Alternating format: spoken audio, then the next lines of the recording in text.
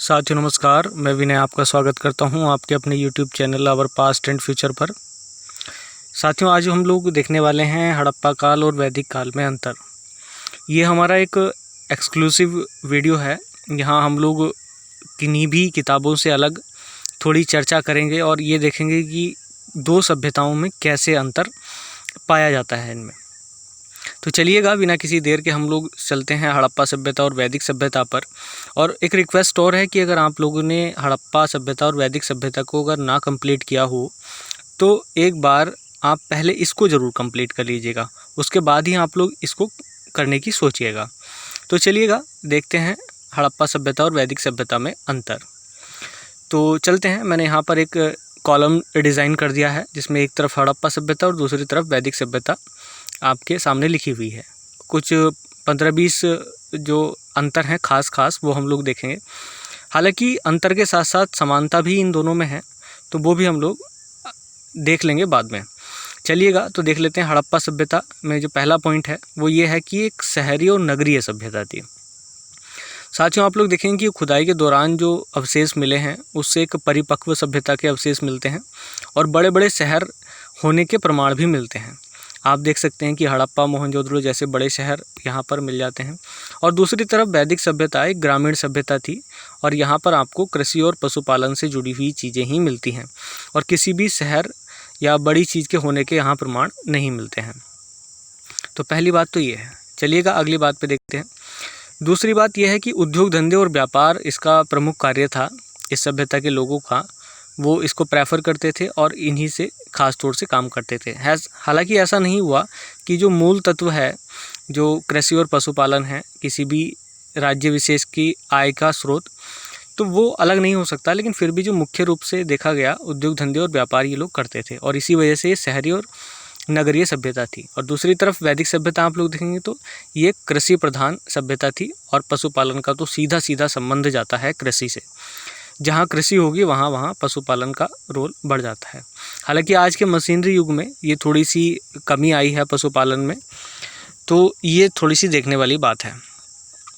तीसरे पॉइंट पे चलते हैं। इसका विस्तार दक्षिण भारत में भी था। देखो साथियों यहाँ पर ये थोड़ा सा पॉइंट है।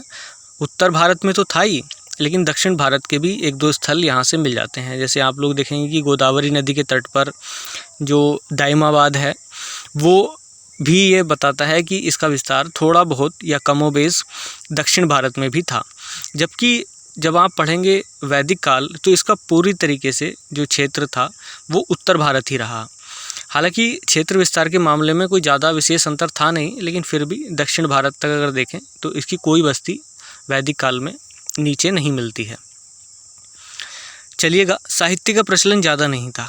साथियों आप लोग देखेंगे कि हड़प्पा काल में जो अगर प्रचलन रहा भी होगा तो इतना प्राचीन होने की वजह से और इसकी लिपि ना पढ़ी जाने की वजह से कोई विशेष साहित्य नहीं मिला, ना इससे जुड़ी हुई किताबें मिली, ना पुस्तकें। उनका तो कोई मतलब ही नहीं था। लेकिन जो 2-4 पिक्टोग्राफ मिले भी हैं या चित्र मिले भी हैं या उस पर लेख मिले भी हैं, तो उनको अभी तक पढ़ा नहीं जा सका है। जबकि दूसरी तरफ आप लोग देखेंगे कि वैदिक साहित्य अपने आप में एक ऐसा संकलन है जिसका आज भी काफ़ी प्रचलन है और लोग आज भी वेदों को, पुराणों को, ब्राह्मणों को, उपनिषदों को और वेदांगों को उतनी ही तन्मयता के साथ श्रद्धा भाव से देखते हैं और काम करते हैं। तो इस तरीके से साहित्य का जो विशेष रोल था वो हड़प्पा सभ्यता में नहीं मिल पाता, जबकि वैदिक सभ्यता में इसके पूरे प्रमाण मिल जाते हैं। चलिएगा आगे देखते हैं। ये सेम फॉर्मेट है। यहाँ देखते हैं कि राजा की कोई स्थिति स्पष्ट नहीं थी। हड़प्पा काल की बात है। लोग भी स्वभाव से नॉर्मल थे और किसी भी एक ऐसी राजनीतिक इकाई का यहाँ पर संगठन देखने को नहीं मिलता जिससे केंद्रीय सत्ता का कोई प्रमाण मिल सके। जबकि दूसरी तरफ आप लोग देखेंगे कि यहाँ पर ऐसे ऐतरेय ब्राह्मण में जो राजा की उत्पत्ति का सिद्धांत मिला हुआ है और राजाओं के लिए अलग अलग शब्दों का प्रयोग, मध्य में क्या कहा जाता था, पूर्व में, पश्चिम में, उत्तर में, दक्षिण में, तो इस तरीके से राजा की बात विशेष तौर से की गई है। और राजा को जो बनाने वाली समितियां थी या उस पर अंकुश लगाने वाली समितियां, जिन्हें सभा और समिति के नाम से हम लोग जानते हैं, वो भी विशेष योगदान यहाँ पर रखती हैं। अगला आप देखेंगे कि इस संस्कृति के लोग लड़ाकू किस्म के नहीं थे। साथियों ये शांत स्वभाव के थे और इन्हें अपना उद्योग धंधे या वाणिज्य से ही मतलब था और विशेष तौर से ये किसी प्रकार का लड़ाई झगड़ा पसंद नहीं करते थे और इसीलिए इनके पास कोई भी सुरक्षात्मक दृष्टि से पाए जाने वाले हथियार या औजार इनके पास नहीं मिलते हैं। जबकि दूसरी तरफ आप लोग देखेंगे लड़ाकू प्रवृत्ति के थे और इसलिए ही राजा की स्थिति स्पष्ट बनती है, क्योंकि सीधी बात है, अगर आपको कोई क्षेत्र जीतना है तो लीडिंग जो डेवलपमेंट की भावना है वो होनी चाहिए और इसीलिए एक ऐसे व्यक्ति को चूज़ किया गया जिसके नेतृत्व में अन्य लोग काम कर सकें और इस तरीके से एक इकाई बन कर के आती है और क्षेत्रीय इकाई बनने के बाद वहाँ एक राजा का होना स्वाभाविक है। तो ये थोड़ी सी यहाँ पर बात थी। रक्षात्मक प्रवृत्ति वाले लोग थे हड़प्पा काल के। रक्षात्मक प्रवृत्ति मतलब जो लड़ाकू तो थे नहीं, लेकिन रक्षा का भाव तो हो सकता है। साथियों, रक्षा तो अपनी सभी के लिए ज़रूरी है। तो यहाँ पर आप देखेंगे कि जो बस्तियाँ ज़्यादातर मिली हैं हड़प्पा काल से, उनमें प्राचीरें पाई गई हैं, दुर्गबंदी की गई है। तो आप देखेंगे कि चारों तरफ से नगर को प्राचीरों से घेरा गया था। तो इसका उद्देश्य कहीं ना कहीं सुरक्षा की ही दृष्टि माना जाता है। तो ये आप देखेंगे कि रक्षा की वजह से इन्होंने ऐसा किया। जबकि दूसरी तरफ वैदिक सभ्यता के जो लोग थे वो आक्रामक प्रवृत्ति के थे। आक्रामक का मतलब है कि वो लड़ाकू माने जाते थे अपने आप के, क्योंकि इनका प्रिय पशु भी घोड़ा था काफ़ी, आप देखेंगे, और ये सारी चीज़ें करते थे। और ऐसा माना भी गया है, जैसे इनके राजा माने गए हैं पुरंदर, जिनका इसका अर्थ होता है किलों को तोड़ने वाला। तो ऐसा इनके नामों से भी लगता है और अन्य बातों से भी ऐसा प्रतीत होता है कि आर्य लड़ाकू किस्म के थे। संभवतः मात्र सत्तात्मक समाज रहा होगा।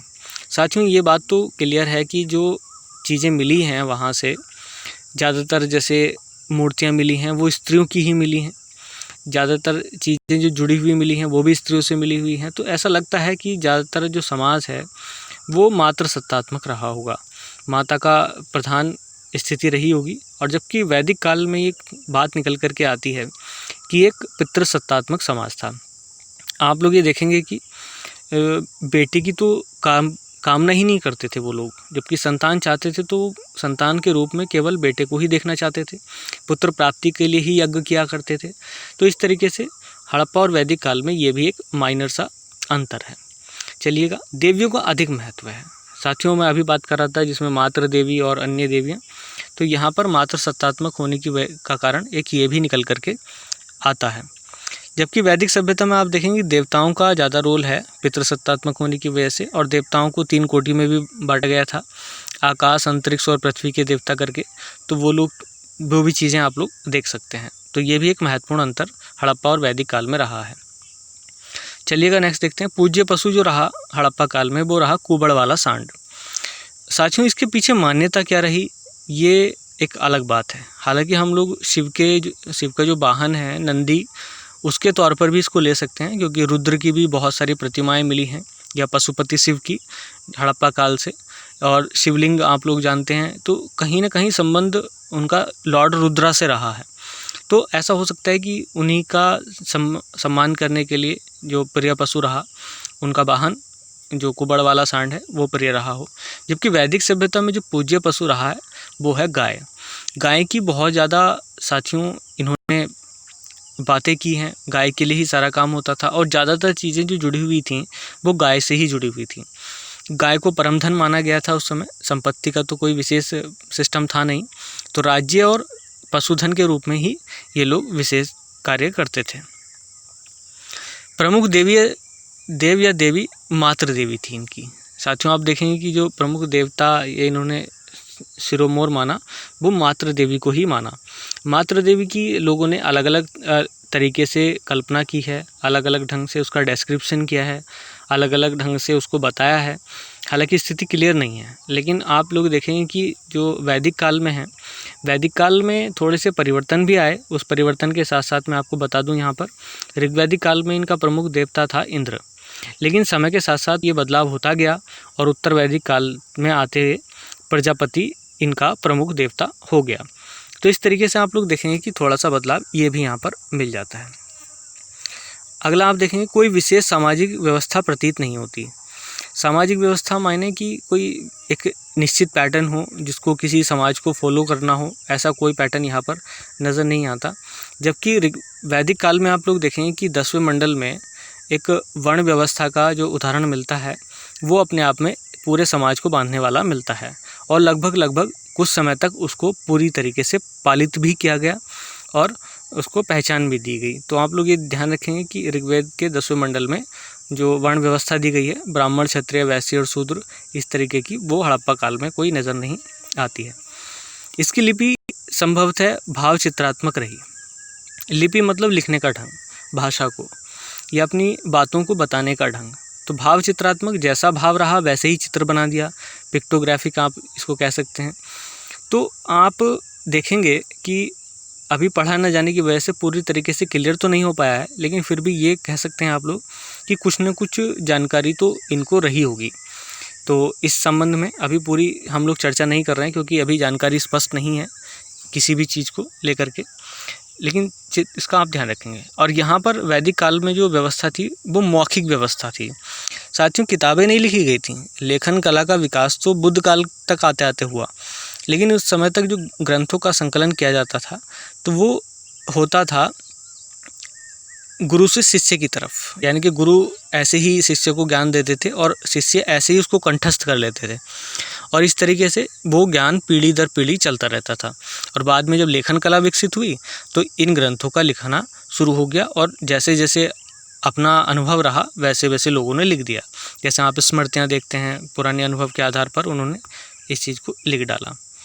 चलिएगा आगे देखते हैं। स्त्रियों की दशा सामान्यतः अच्छी थी, क्योंकि मात्र सत्तात्मक समाज था, तो कोई ऐसी विशेष बात आपको देखने को नहीं मिलती जिसमें स्त्री का अपमान नज़र आता हो। वैदिक काल में आप देखेंगे कि यहाँ थोड़ा सा परिवर्तन हुआ। ऋग्वैदिक काल में दशा अच्छी थी, वो सब लोग भाग ले सकती थी, लेकिन जैसे जैसे उत्तर वैदिक काल की तरफ ये सिस्टम प्रगतिशील हुआ, वैसे वैसे आप लोग देखेंगे कि ये महिलाओं की दशाओं में थोड़ा सा गिरावट होना शुरू हो गया, और ये सूत्र काल आते आते ये स्त्रियों की दशाओं में बहुत ज़्यादा गिरावट आ गई। खैर, वो तो एक अलग बात है कि आगे कैसे क्या हुआ, लेकिन यहाँ पर ये महत्वपूर्ण अंतर है। भारत की प्राचीनतम सभ्यता होने का गौरव इसे प्राप्त है। साथियों, हड़प्पा आप जानते हैं कि इसका प्राचीनता बहुत पीछे तक जाती है।